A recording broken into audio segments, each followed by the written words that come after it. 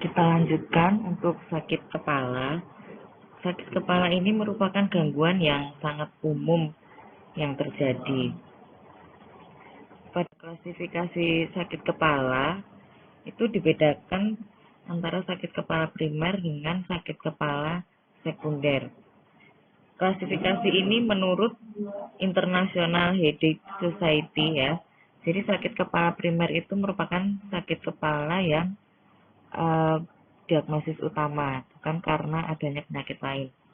Sedangkan sakit kepala sekunder itu merupakan sakit kepala yang merupakan gejala ikutan karena adanya penyakit lain.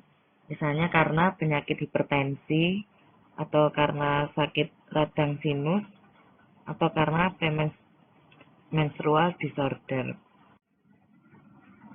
Nah, ini klasifikasi menurut International Headache Society. Sakit kepala primer itu dibedakan menjadi migrain, tension type headache atau sakit kepala ketegangan, kemudian cluster headache, dan juga miscellaneous headache not associated with structural lesion. Kemudian untuk sakit kepala sekunder, ini dibedakan menjadi beberapa macam karena sakit kepala sekunder ini merupakan gejala ikutan yang disebabkan oleh penyakit yang lain. Oke, untuk sakit kepala primer, ini ada sakit kepala migrain dan sakit kepala ketegangan, tegang otot ya. Yang akan saya bahas adalah sakit kepala tegang otot atau tension type headache. Nah, sakit kepala ketegangan di sini paling banyak dijumpai.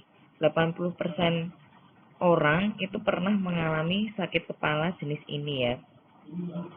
Namun kadang-kadang orang itu menganggapnya sakit kepala ini sakit kepala yang biasa. Sakit kepala ini biasanya disebabkan karena kontraksi otot di kepala atau di leher atau di punggung atas sebagai respon terhadap faktor fisik atau faktor kimia atau emosi.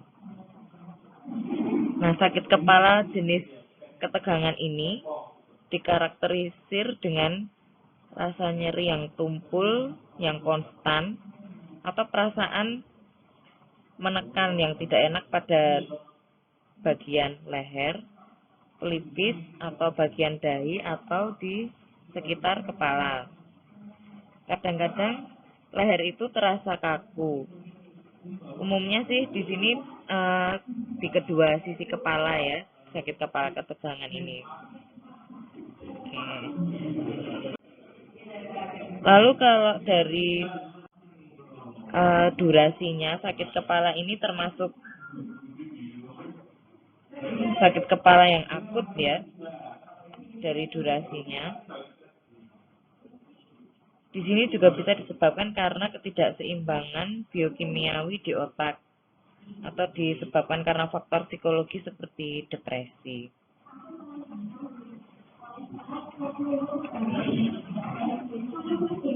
Kemudian untuk patogenesisnya,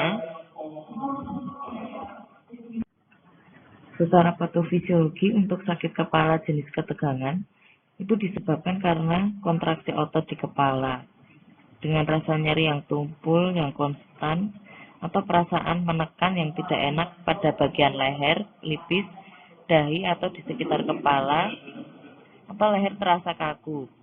Nah, di sini biasanya terjadi bilateral pada kedua sisi ya, pada waktu yang sama. Kemudian bisa bersifat episodik atau kronis ya. Jadi episodik di sini maksudnya sedikitnya terjadi 10 kali sakit kepala sebelumnya yang memenuhi kriteria jumlah hari dengan sakit kepala kurang dari 15 hari per bulan. Sakit kepalanya berlangsung berkisar 30 menit sampai 7 hari. Kemudian kalau sakit kepala yang kronis, itu sakit kepala yang ciri-cirinya hampir sama dengan sakit kepala episodik, tapi jumlah hari sakit kepalanya bisa lebih dari 15 hari per bulan. Nah, ini untuk jenis sakit kepala tension headache yang episodik ya, yang sudah saya sebutkan tadi. Nah, kemudian untuk tata laksana terapinya, ini bisa dilakukan dengan cara non-farmakologi, yaitu dengan melakukan pelatihan peregangan leher ya. Jadi bisa dengan menghentikan sejenak aktivitas yang menyebabkan otot leher ini menjadi kaku. Jadi bisa berhenti sejenak ya, atau melakukan pelatihan selama 20-30 menit latihan peregangan leher. Kemudian dengan perubahan posisi tidur atau dengan cara massage ataupun relaksasi. Kemudian yang biasa terjadi itu karena sakit kepala tension headache ini terjadi di lingkungan kerja maupun di rumah, sebaiknya di sini perlu dilakukan penyesuaian cahaya. Jadi kalau membaca, bekerja itu sebaiknya di cahaya yang cukup ya, sehingga tidak menyebabkan ketegangan otot. Kemudian menghindari exposure atau suara keras dan bising yang terlalu sering gitu ya. Itu sebaiknya dihindari untuk sementara waktu pada saat tension headache. Kemudian untuk terapi farmakologinya bisa menggunakan suatu analgesik yang ditambahkan adjuvan sesuai dengan keparahan nyerinya. Nah, keparahan nyeri di sini bisa dinilai berdasarkan visual assessment scale itu tadi yang sudah disebutkan di slide nyeri ya, ataupun dengan penghitungan skala nyeri. Nah, kalau dari pemeriksaan fisik oleh dokter tentunya ada beberapa pertanyaan kuesioner ya, yang meliputi onset, durasi, kemudian lokasi terjadinya nyeri, gitu ya. Nah, di sini penambahan adjuvan itu harus berdasarkan tingkat nyerinya.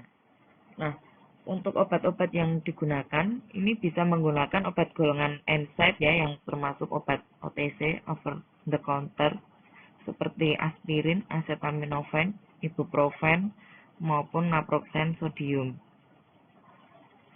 Untuk sakit kepala yang kronis, itu perlu asesmen yang lebih teliti. Dalam hal ini perlu adanya penegakan diagnosis dari dokter ya, terkait penyebabnya apa. Bisa saja sakit kepala kronis ini karena adanya depresi. Jadi untuk terapinya itu perlu penambahan adjuvan yang sesuai. Jadi harus adanya penegakan diagnosis yang lebih tepat lagi. Kemudian untuk adjuvan di situ bisa termasuk pilihan antidepresan seperti amitriptilin atau antidepresan jenis yang lainnya. Kemudian untuk penggunaan analgesik secara kronis, ya di sini perlu dihindari karena bisa memicu rebound headache. Jadi rebound headache itu bisa mengalami sakit kepala yang berulang, tapi tingkat keparahannya lebih tinggi lagi. Jadi namanya medication overuse headache.